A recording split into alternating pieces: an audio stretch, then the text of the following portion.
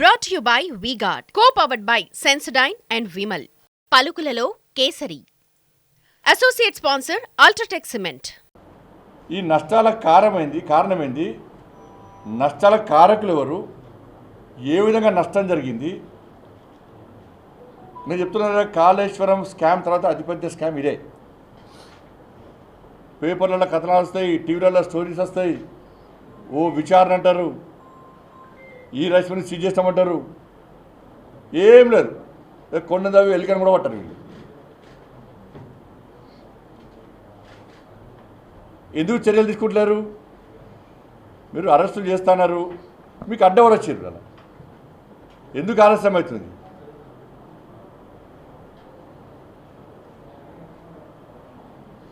ఎవరు ఒత్తిడినారు మీ మీద? ఉత్తమ్ కుమార్ రెడ్డి గారి మీద నాకైతే నమ్మకం ఉంది. కత్తి తీస్తలేడు, కత్తిగా బయట తీయాలి అన్నమా అన్న. కత్తి తీస్తే యుద్ధం స్టార్ట్ చేస్తే తొందర రియా నా కత్తి తీసి తింపుడు స్టార్ట్ అయ్యి, తింపుడు అంటే పట్టే దింపక, ఇక గట్టే దింపుడు స్టార్ట్ అయ్యి దీనిలో కుంభకోణాలు బయటకు వస్తాయి. మంచి పేరు వస్తుంది నీకు. రైతులందరికీ పాలాభిషేకాలు చేస్తారు,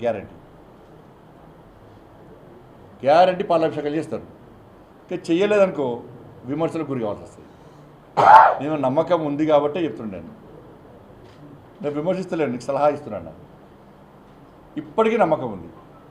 ఆ నమ్మకాన్ని వమ్ము చేసుకునే ప్రయత్నం దయచేసి చేయకన్నా. ఎంత పెద్ద వ్యక్తి అయినా కూడా వాళ్ళ మీద కఠిన చర్య తీసుకో.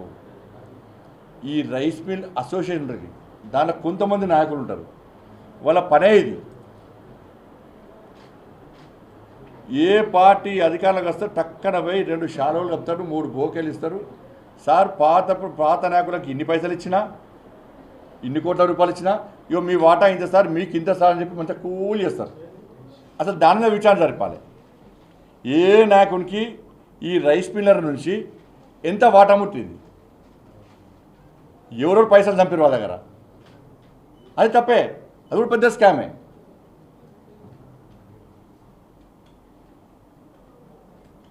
ఇలా బాయిల్డ్ రైస్ కేంద్రం కొనడానికి మేమే సహకరించినాం. రైతులు ఇబ్బంది పడద్దు, రైస్ మిల్లర్స్ ఇబ్బంది పడద్దు అని చెప్పి నేనే స్వయంగా పీయూష్ గోయల్ గారు కలిసి, ఇలా రైస్ మిల్లర్స్ అసోసియేషన్ నాయకులు వస్తే స్వయంగా తీసుకుపోయి, కిషన్ రెడ్డి గారు వచ్చారు, నేను పోయి నేనే స్వయంగా మాట్లాడి వాళ్ళకి సహకరించినాం. అయినా ముడుపులు ఉంటాయంటారు వాళ్ళు. దాని విచారణ జరపాలి. మరి రైస్ మిల్లర్స్ అసోసియేషన్ నాయకులు చంపారా పైసలు? రైస్ మిల్లర్ నుంచి వసూలు చేసిర్రా? దీని మొత్తం మీద ఈ సివిల్ సప్లై శాఖ ఎక్కడైతే నష్టాలు ఉందో, ఎందుకు నష్టాలు ఉంది, దీని వెనుక తతంగం ఏంది, ఎవరు తప్పు ఉన్నది, ఎన్ని వేల కోట్ల రూపాయలు చేతులు మారినాయో, దీని మీద రాష్ట్ర ప్రభుత్వానికి చిత్తశుద్ధి ఉంటే మీరు సిట్టింగ్ చేస్తున్న విచారణ జరపాలి. ఈ కొనుగోలు వీటి మీద సివిల్ సప్లై శాఖ ఎందుకు నష్టాల్లో ఉంది, బీఆర్ఎస్ పార్టీ ప్రభుత్వం హయాం నుంచి ఇప్పటి వరకు కూడా, దాని మీద సిట్టింగ్ చేస్తూ విచారణ జరపాలి. ఈ వట్టి ఆరోపణలు కాదు. మీరు వాళ్ళని తిట్టుడు, వాళ్ళు మిమ్మల్ని తిట్టుడు, పేపర్లో హెడ్లైన్స్ రావడము, ఒకరు బ్రేకింగ్ రావడము, తర్వాత దాన్ని ఇష్యూ డైవర్ట్ చేసి మళ్ళీ వేరే సమస్య తీసుకురావడము, దీని మీద సిట్టింగ్ చేస్తూ విచారణ చేసే దమ్ము మీకుందా? కాకుంటే దానిలో మీరు కూడా ఇందులో లాల్చి పడ్డాడు. దీన్ని భారతీయ జనతా పార్టీ డిమాండ్ చేస్తున్నది. ఇదే నల్గొండకు వచ్చి ఎందుకు మాట్లాడుతున్నా అంటే, ఇక ధాన్య భండాగారం ఇది నల్గొండ జిల్లా, వ్యవసాయానికి పెద్దపీట ఇక్కడ. కానీ దురదృష్టవశాత్తు ఎడారిగా మారింది. కృష్ణా జలాల విషయంలో ఈ ప్రాంతానికి అన్యాయం జరిగింది. కేసీఆర్ అనే మూర్ఖుడు ఏ విధంగా అన్యాయం చేసాడో మనకు తెలుసు.